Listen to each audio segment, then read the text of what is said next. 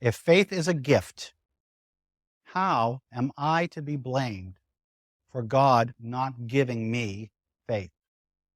You're not blamed for God not giving you faith. You're blamed for your sin and your rebellion and your refusal to repent. Uh, gr- Giving someone the gift of faith is an act of grace. It's not the basis upon which you're sent to hell. Your sin is the basis upon which you're sent to hell. Say it again. Your sin I and sin. your guilt before God is the basis upon which you are justly condemned. Grace goes beyond the categories of mercy, of justice. Grace and mercy go beyond those categories, sir. So God can save to the uttermost. Jesus can save to the uttermost. And that's all completely up to God. He can choose by his grace to soften my heart, turn it from stone to flesh, and make me a Christian. Even you, yes, sir. Even me. Even you. But he chooses not to. And Well, if I die in this state, right here, right now, I'm damned. Yes? yes, sir. In fact, the biblical teaching is the wrath of God abides, present tense, upon you right now. The wrath of God. Yes. Yes. How is that fair? Fair? How is it fair? It is, in fact, well, you know what? It isn't fair, because if it was only fair, God would bring his wrath to bear upon you right now. He's extending grace and mercy to you in patience.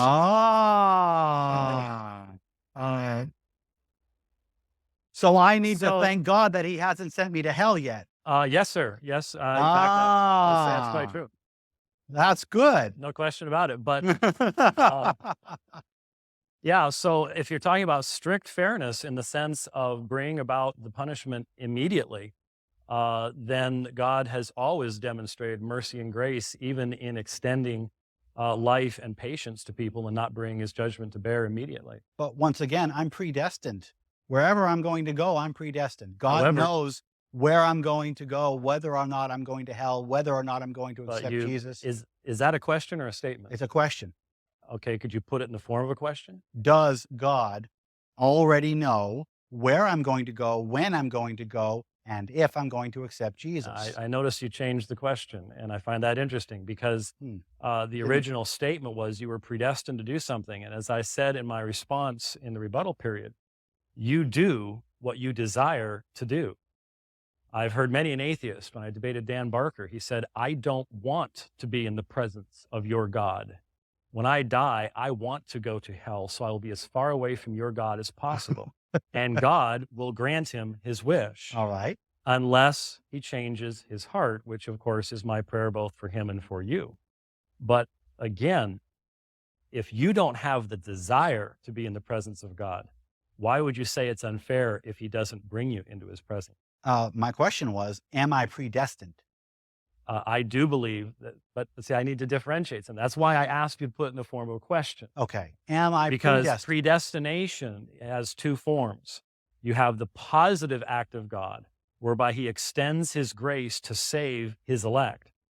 In regards to the others, that's not an extension of grace, even an extension of power. It is simple justice, because they are already fallen in Adam.